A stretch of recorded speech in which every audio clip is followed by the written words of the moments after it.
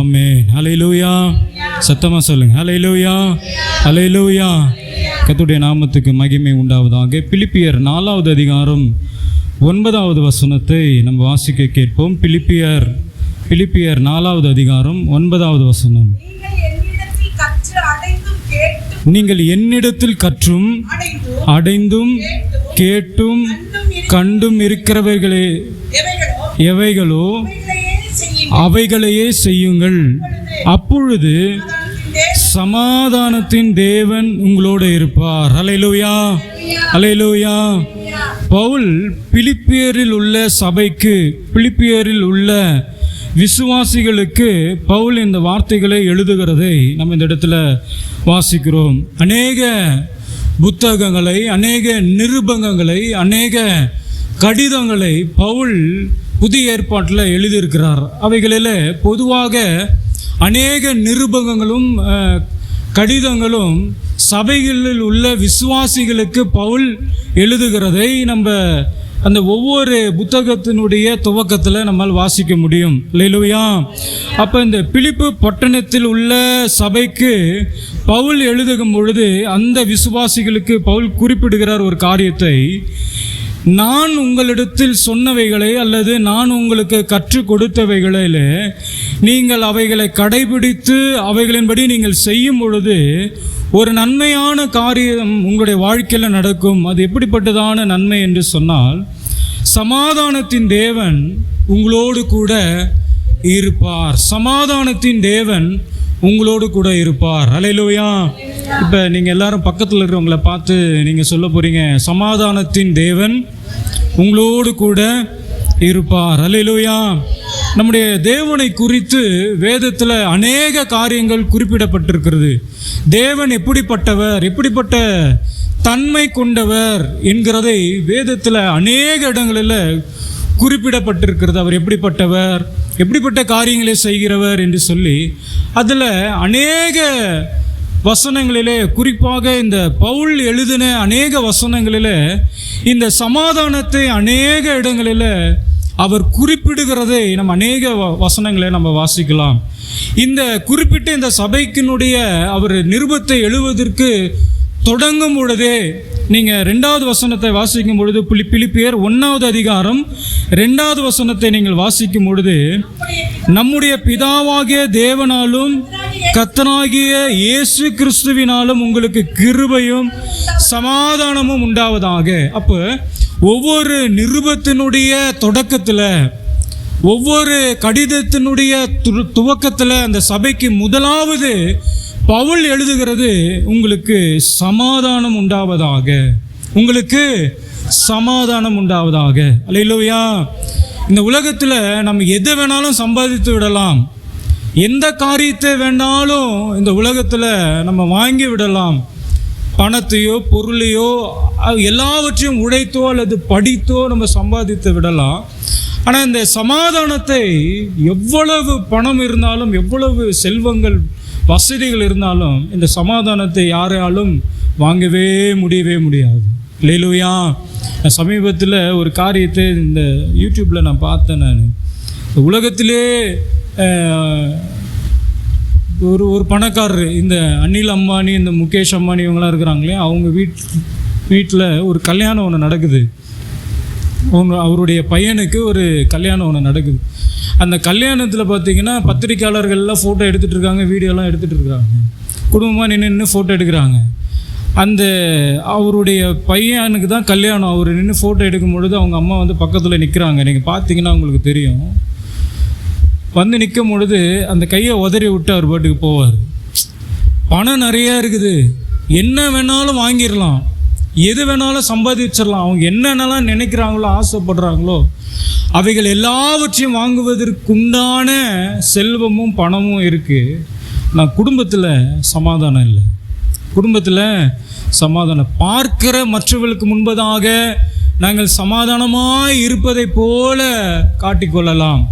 நாங்கள் ரொம்ப சந்தோஷமான குடும்பம் என்று சொல்லி மற்றவர்களுக்கு முன்பதாக நம்ம ஒரு வேளை நடித்து கொள்ளலாம். ஆனால் உள்ளத்தில் என்ன இல்லை அப்படின்னு கேட்டிங்கன்னா சமாதானம் இல்லை. அல்லேலூயா.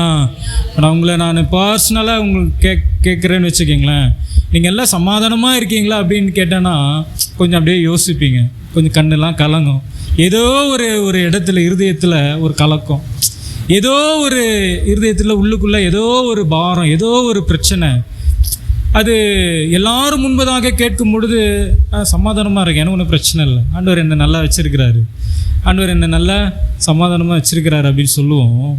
ஆனால் ஒவ்வொரு இரவும் ஏதோ ஒரு காரியத்தை யோசித்து கொண்டு, ஏதோ ஒரு காரியத்தை சிந்தித்து கொண்டு எத்தனையோ நாட்களில் ராத்திரியில் யாருக்கும் தெரியாமல் அழுத நாட்கள்லாம் உண்டு. ஏன் அப்படின்னு சொன்னால் நம்முடைய இருதயத்தில் சமாதானம் இல்லை, ஏதோ ஒரு சந்தோஷம் இல்லை, ஏதோ ஒரு காரியம் நம்முடைய இருதயத்தை பாதித்து கொண்டு இருக்கிறபடினால தான் ஏதோ ஒரு சோர்வு, ஏதோ ஒரு பலவீனங்கள் காணப்படுகிறது.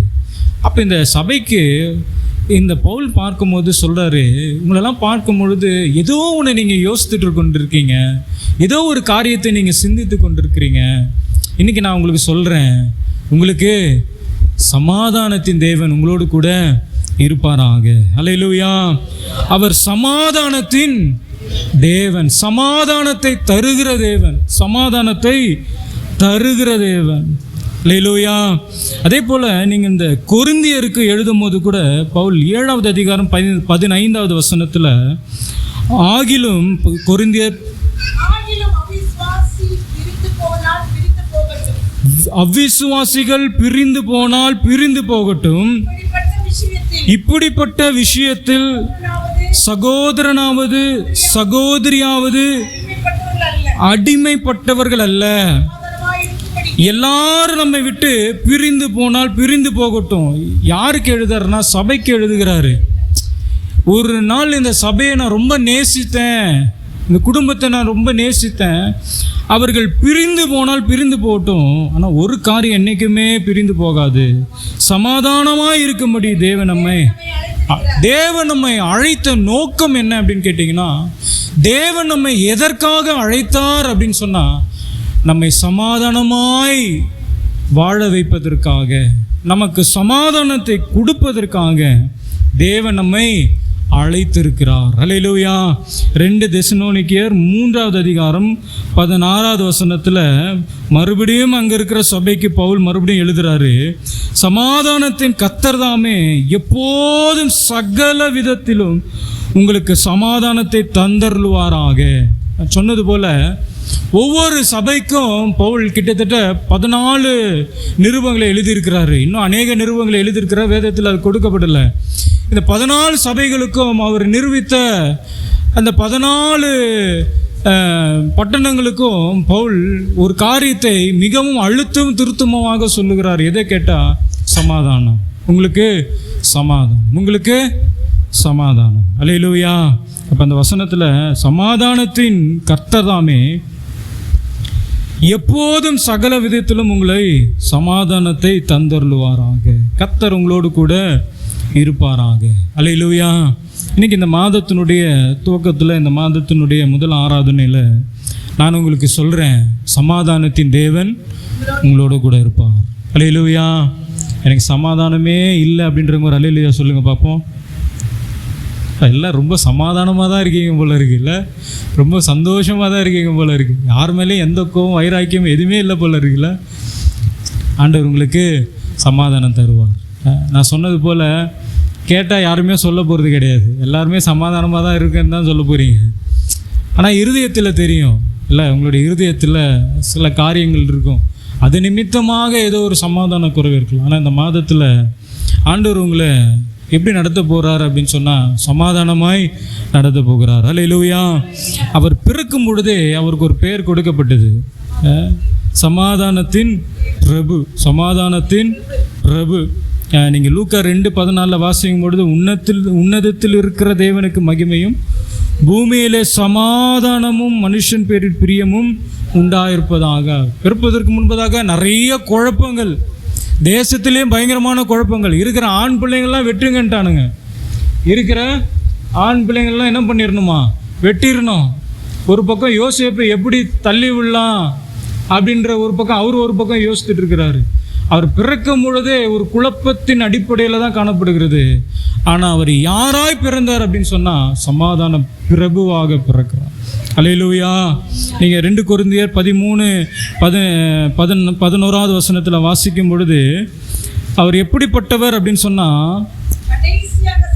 கடைசியாக சகோதரரே சந்தோஷமா இருங்க, நற்சீர் பொருந்துங்கள், ஆறுதல் அடையுங்கள், ஏக சிந்தையாயிருங்கள். எப்படி இருக்கணுமா? சமாதானமாயிருங்கள். அப்பொழுது அன்புக்கும் சமாதானத்துக்கும் காரணனாகிய தேவன் உங்களோடு கூட இருப்பார். சொல்ல சமாதானத்திற்கு காரணர் அப்படின்னா என்ன அர்த்தம்? நீங்க சமாதானமா இருக்கிறீங்க அப்படின்னு சொன்னா அதுக்கு காரணம் யாருன்னா கர்த்தர். ஒரு காரியத்தில் நான் ரொம்ப சமாதானமா இருக்கேன், சந்தோஷமா இருக்கேன், ஏதோ ஒரு காரணம் சொல்வீங்களே. இப்போ பவுல் சொல்றார் கொரிந்தியருக்கு, நீங்க எப்போ சந்தோஷமா இருங்க, சமாதானமா இருங்க. ஏன்னா உங்க சமாதானத்திற்கும் உங்க சந்தோஷத்திற்கும் யார் காரணம்னா தேவன் ஒருவரே அதற்கு காரணமாக இருக்கிறார். 14வது அதிகாரம் 33வது வசனத்தில் தேவன் காலத்திற்கும் தேவனாயிராமல் சமாதானத்திற்கு தேவனாயிருக்கிறார். சங்கீதம் 29:11 தாவீது சொல்றார், கர்த்தர் தமது ஜனத்திற்கு பலன் கொடுப்பார், கர்த்தர் தமது ஜனத்திற்கு சமாதானம் அருளி அவர்களை ஆசீர்வதிப்பார். சமாதானம் அருளி அவர்களை ஆசீர்வதிப்பார். யோவான் 14:27 எப்படிப்பட்டதான சமாதானத்தை கர்த்தர் கொடுக்கிறார்னா, சமாதானம் உங்களுக்கு வைத்து போகிறேன், என்னுடைய சமாதானத்தை உங்களுக்கு கொடுக்கிறேன்.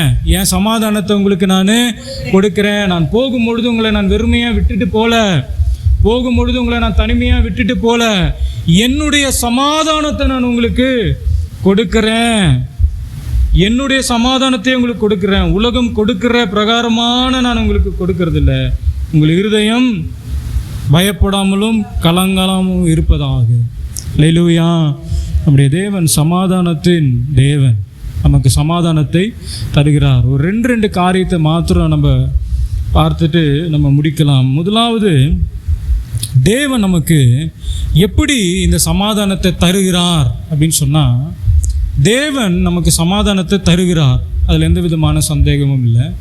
அந்த சமாதானத்தை தேவன் நமக்கு எப்படி கொடுக்கிறார் அப்படின்னு கேட்டிங்கன்னா, ரோமர் 16வது அதிகாரம் 20வது வசனத்தை வாசிங்க. ரோமர் 16:20.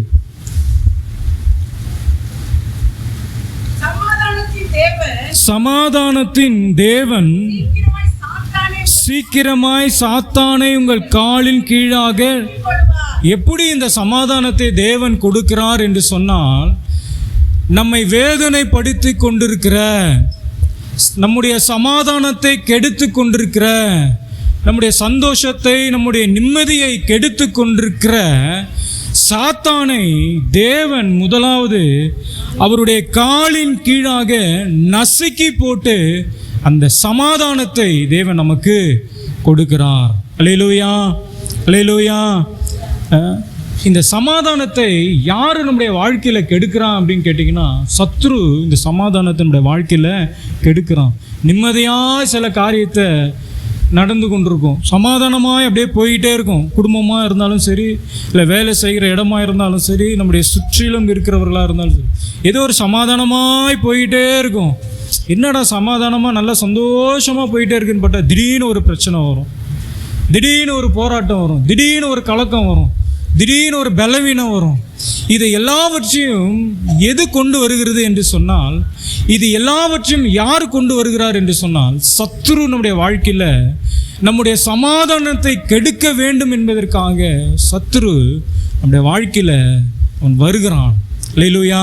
இப்போ ஆண்டவர் இந்த சத்துருவை என்ன செய்கிறாருன்னா, அவருடைய காலின் கீழாக நசுக்கி போட்டு அந்த சமாதானத்தை நமக்கு தேவன் கொடுக்கிறார். நீங்கள் ஆதியாகமத்தில் இந்த ஆதாம் ஏவாளினுடைய சம்பவத்தை பார்க்கும் பொழுது, ஆண்டவர் இந்த தோட்டத்தை மிகவும் அழகாக ஆண்டவர் படைக்கிறாரு, செழிப்பாக கர்த்தர் படைக்கிறாரு. யாருக்காக படைக்கிறார் அப்படின்னு சொன்னால், ஆதாம் ஏவாளுக்காக படைக்கிறார். நீங்கள் பார்க்கும் பொழுது, இவைகளை நீங்கள் ஆண்டு கொள்ளுங்கள், நீங்கள் பழுகி பெருகி பூமியை நிரப்புங்கள், இவைகள் எல்லாவற்றுக்கும் நீங்கள் பேரிடுங்கள் என்று சொல்லி தேவன் அவர்களுக்கு என்னென்னலாம் உருவாக்க வேண்டுமோ அவைகள் எல்லாவற்றையும் உருவாக்கி விட்டு ஏதேன் தோட்டம் என்கிற ஒரு சமாதானமான ஒரு இடத்தை, ஒரு அமைதியான ஒரு இடத்தை அவர்களுக்கு உருவாக்கி வைக்கிறார். ஆனால் ஒரு காரியத்தை ஆண்டவர் சொல்கிறாரு, உங்கள் வாழ்க்கையில் நீங்கள் சமாதானமாக இருக்கணும்னா, நீங்கள் நிம்மதியாக இருக்கணும்னா, சந்தோஷமாக இருக்கணும்னா நான் சொல்கிற வார்த்தைக்கு நீங்கள் கீழ்ப்படியணும் அப்படின்னு சொல்கிறேன். சொன்ன பிறகு இந்த சமாதானத்தை கெடுக்க வேண்டும், இந்த நிம்மதியை, இந்த அமைதியை கெடுக்க வேண்டும் என்பதற்காக சத்துரு வருகிறான். சத்துரு வந்து அவர்களுடைய மனதை குழப்பி தேவனுக்கு விரோதமாக அவர்களை திருப்புகிறான். அல்லேலூயா. தேவனுக்கு விரோதமாக திருப்பது நிமித்தமாக ஆண்டவருக்கு அவர்கள் மீது கோபாக்கினை வந்து அந்த சமாதானத்தை அவர்கள் இழந்து போனார்கள். அல்லேலூயா. நீங்கள் நல்லா கவனிக்கணும். ஆண்டவர் அவர்களுக்கு ஒரு சாபத்தை ஆண்டவர் கொடுத்து இந்த தோட்டத்தில் நீங்கள் இருக்கக்கூடாது என்று சொல்லி அவர்களை துரத்தி விட்டு ஒரு காரியத்தை ஆண்டவர் சொல்கிறார். ஒரு காரியத்தை ஆண்டவர் சொல்கிறாரு. நீங்கள் 3வது அதிகாரம் 15வது வசனத்தை வாசிக்கும் பொழுது, ஆதியாகமம் 3:15, உனக்கும் ஸ்திரீக்கும் உன் வித்துக்கும் அவள் வித்துக்கும் பகை உண்டாக்குவேன், அவர் உன் தலையை நசுக்குவார். அவர் உன் தலையை நசுக்குவார். ஏன் நசுக்குவார்னா, நீதானே அவங்க சமாதானத்தை கெடுத்த, நீதானே அவங்களுடைய சந்தோஷத்தை கெடுத்த.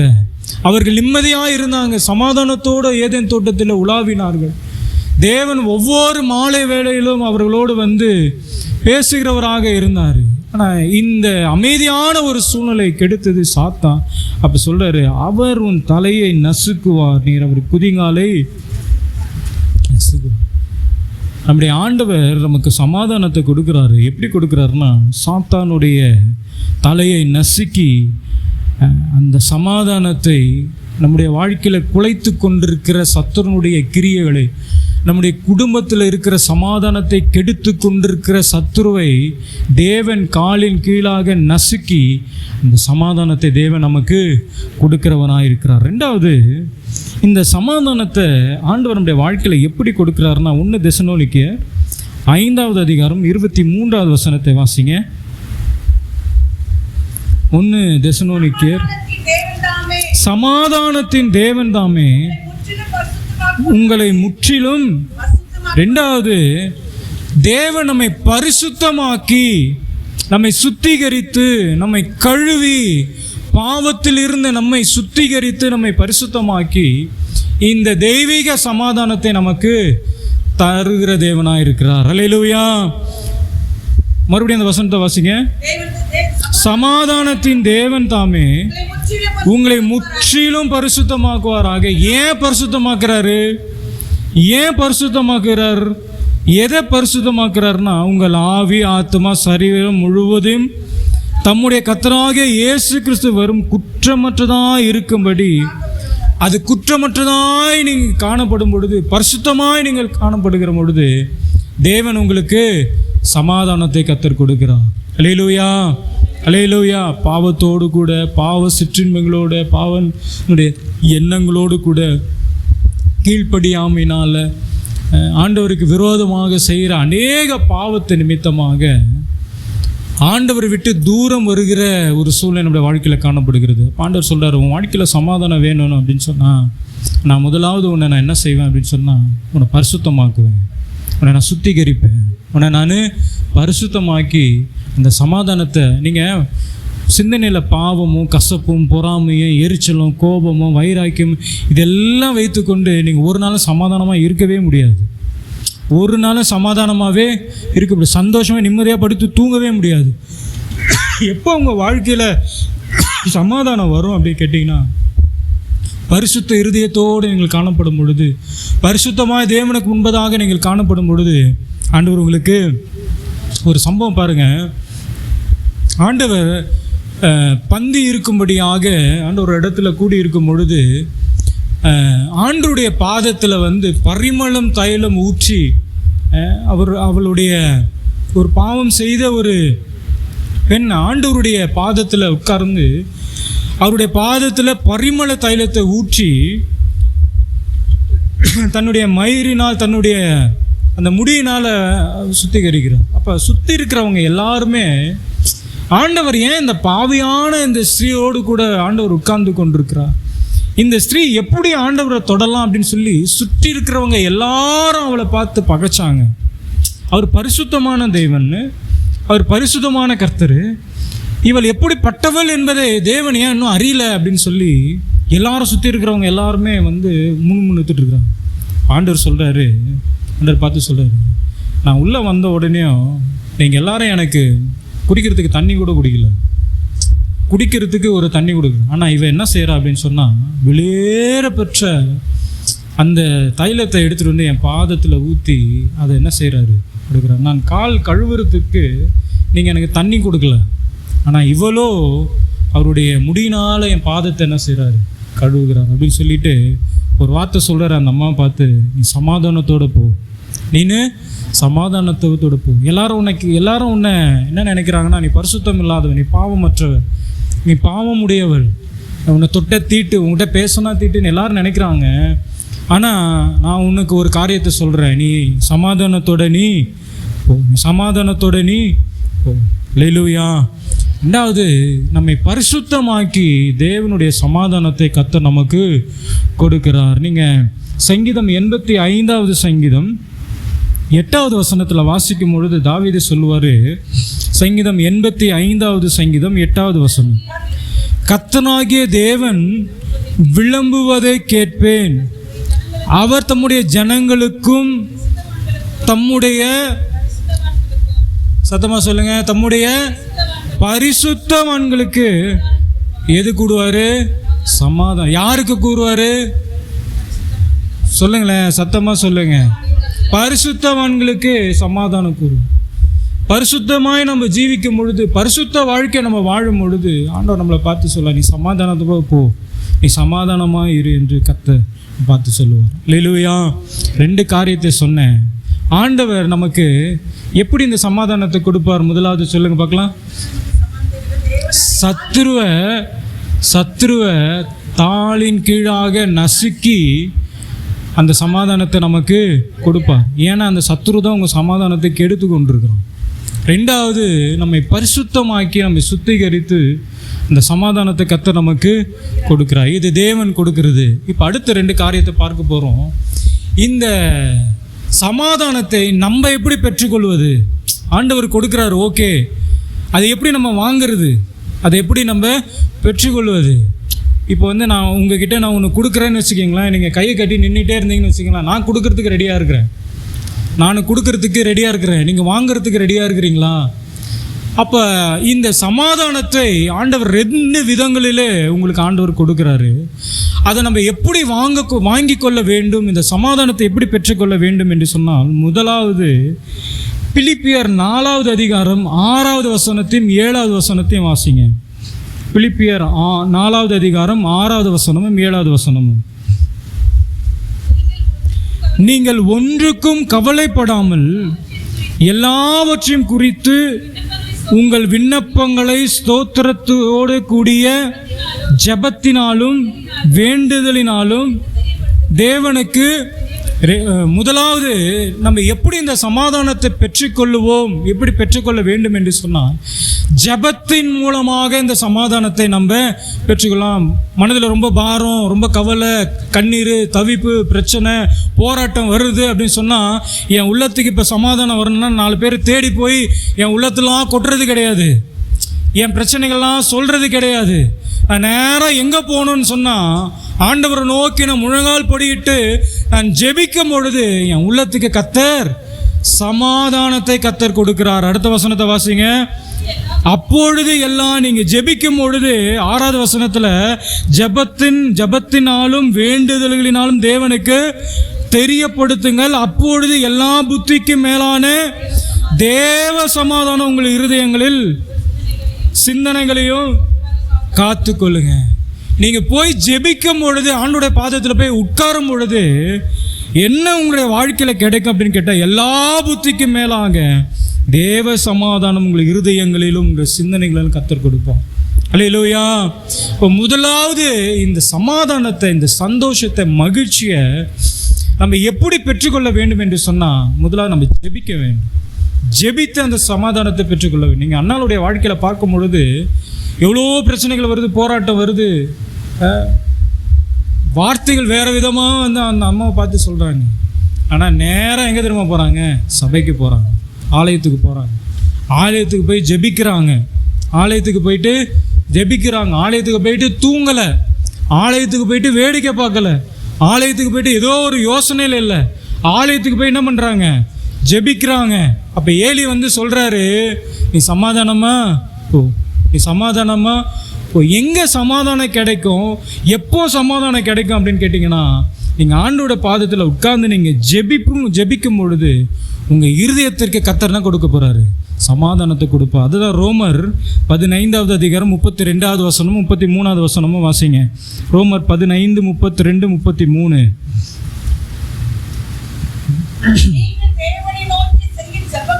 நல்லா கவனிக்கணும். நீங்கள் தேவனை நோக்கி செய்யும் ஜெபங்களில் நான் போராடுவது போல நீங்களும் என்னோடு கூட போராட வேண்டும் என்று நம்முடைய கர்த்தராகிய இயேசு கிறிஸ்துவின் நிமித்தமும் ஆவியானவருடைய அன்பின் நிமித்தமும் உங்களை நான் வேண்டிக் கொள்ளுகிறேன். நான் ஜெபத்தில் போராடுகிறது போல, நான் ஜெபத்தில் வேண்டிக் கொள்ளுகிறது போல நீங்கள் ஆவியானவரிடத்தில் நீங்கள் வேண்டிக் கொள்ள வேண்டும்.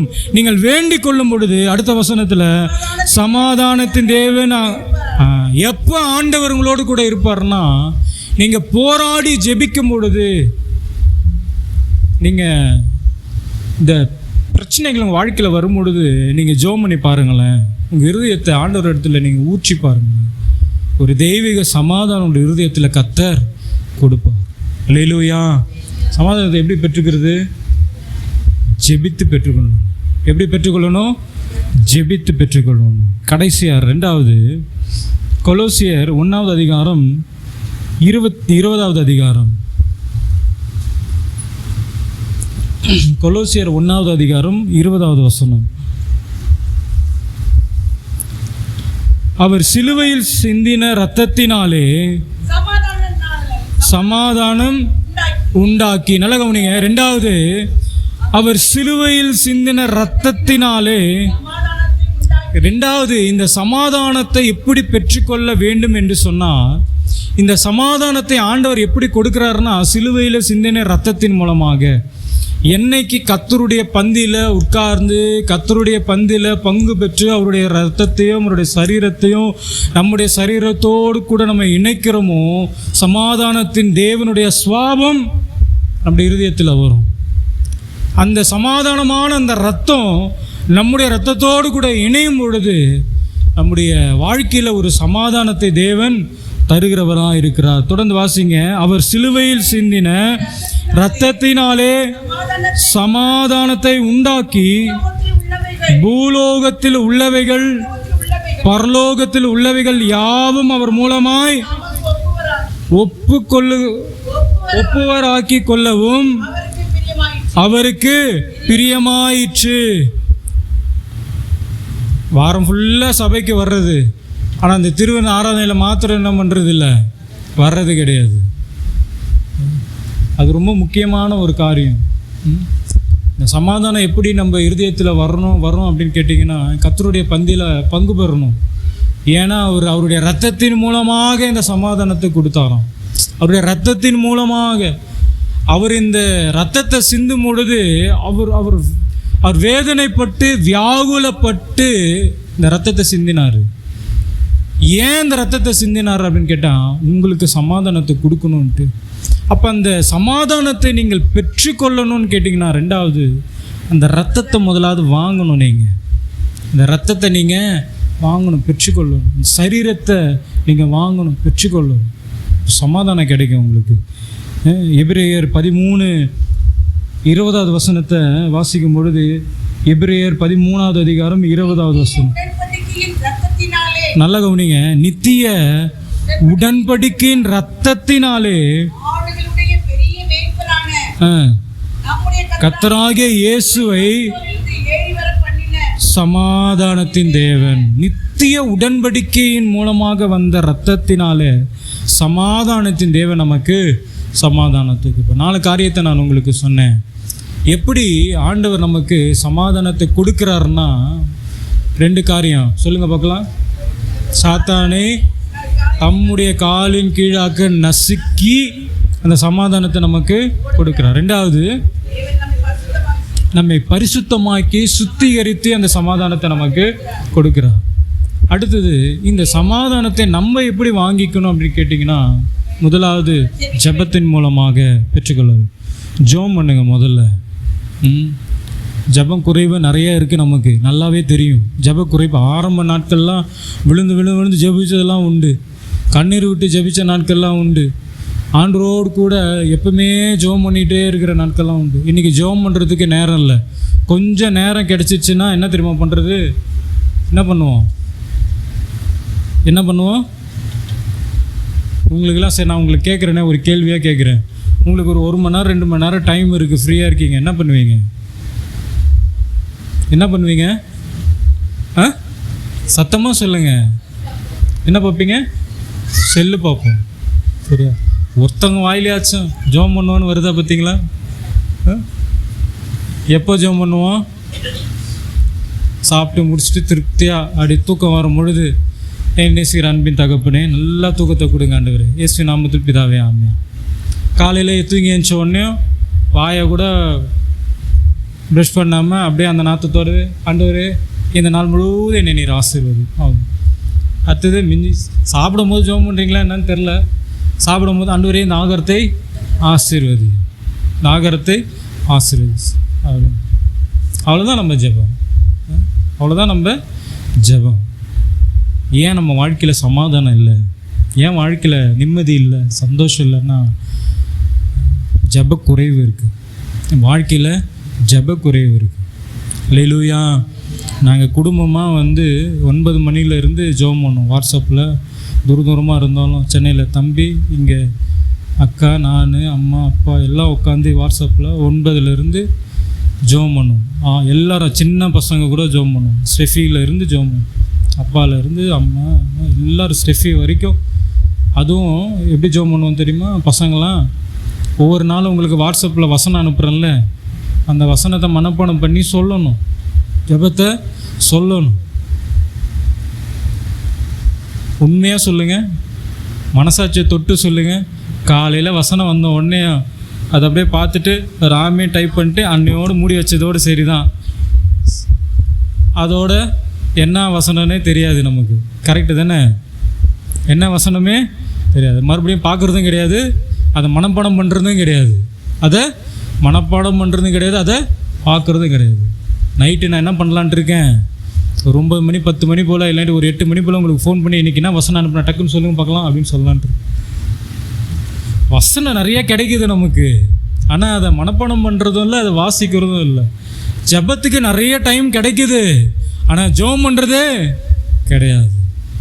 கஷ்டம், பிரச்சனை, போராட்டம், கண்ணீர், உபத்திரம் வருதுன்னா காரணம் வரதான் செய்யும். ஏன் வரும்னா ஜெபம் இல்லையே.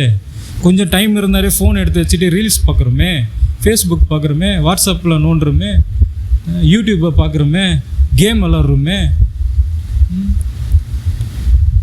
அன்றைக்கெலாம் இதெல்லாம் ஒன்றுமே இல்லை. ஒரு 20 வருஷம் 30 வருஷம்னா ஒன்றுமே இல்லை. ஜெபம் நேரம் கிடைக்குதா, சரி போய் கொஞ்ச நேரம் போய் ஜெபம் பண்ணிட்டு வந்துடும். அதுவும் இப்போ கொஸ்டின் ஆன்சர் பேப்பர் கொடுக்குறதும் இல்லையா, இன்னும் சுத்தம். இருக்கிற எல்லா சீரியலும் என்ன பண்ணிடுறது, பார்த்து தள்ளிடுறது. புதுசாக படம் வந்த உடனே முதல்ல கிறிஸ்தவங்க தான் டவுன்லோட் பண்ணுறது. உண்மையா இல்லையா? ஆமாம், முதல்ல அவங்க தான் பார்க்குறது கிடையாது. நான் பொதுவாக சொல்கிறேன்ப்பா, யாரையும் சொல்கிறேன். அல்லேலூயா. ஜெபத்துக்கு முக்கியத்துவம் கொடுங்க, ஜெபத்துக்கு முக்கியத்துவம் கொடுங்க. அப்போ தான் உங்களை கர்த்தர் சமாதானமாக வச்சுருப்பார். இந்த மாதத்தை நீங்கள் ஒரு பொருத்தனை பண்ணுங்கள். இனிமேல் இந்த மாதத்தில் இந்த ஆகஸ்ட் மாதம் நான் நல்லா ஜெபம் பண்ண போகிறேன். இந்த மாதம் முடிகிறதுக்குள்ளே பாருங்கள், உங்கள் வாழ்க்கையில் ஒரு சமாதானத்தை ஆண்டவர் வைப்பார். ஆண்டவர் ஒரு சந்தோஷத்தை, ஒரு மகிழ்ச்சியை ஆண்டவர் கொடுப்பார். அல்லேலூயா. 2வது, ஒரு இரத்தத்தின் மூலமாக சமாதானத்தை பெற்றுக்கொள்ளும். தயவுசெய்து சொல்கிறேன், இந்த திருவிருந்து ஆராதனைக்கு எல்லாரும் வாங்க. கண்டிப்பாக ஜலத்தினாலும் ஆவியினாலும் பிறவாவிட்டால் தேவனுடைய ராஜ்யத்தில் முடியவே முடியாது, ஒரு நாளும் முடியாது. நான் வருமளவும் என்னை நினைவு கூறும்படி இது செய்யுங்கள் அப்படின்னு சொல்லியிருக்காரு. அப்போ வரும்பொழுது ஆண்டவர் வரும்பொழுது இதெல்லாம் ஒரு குவாலிஃபிகேஷன், இதெல்லாம் பார்ப்பார். பரிசுத்தத்தோடு அதை வாங்குங்க, அந்த அப்பத்தை வாங்குங்க, பரிசுத்தத்தோடு இருதயத்தோடு அந்த ஆண்டவர் ரத்தத்தை வாங்குங்க.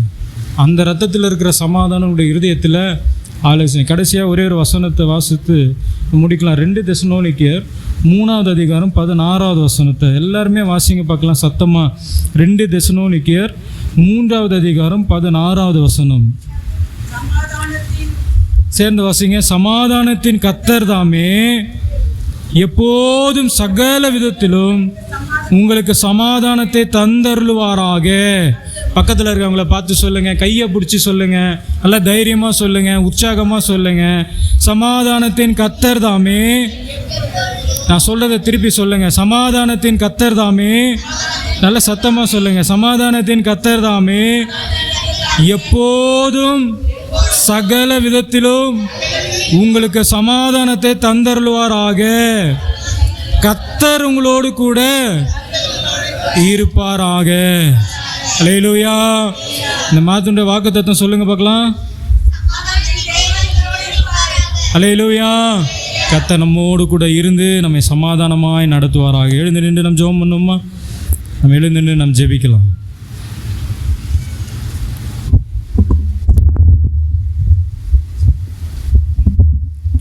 மகா இருக்கமுள்ள எங்கள் அன்பின் தகப்பனே, கர்த்தர் ஆண்டவரே, இந்த மாதத்தில் கர்த்தர் நீர் எங்களை சமாதானமாக எங்களை நீ நடத்தும்படியாய் நாங்கள் ஜெபிக்கிறோம்.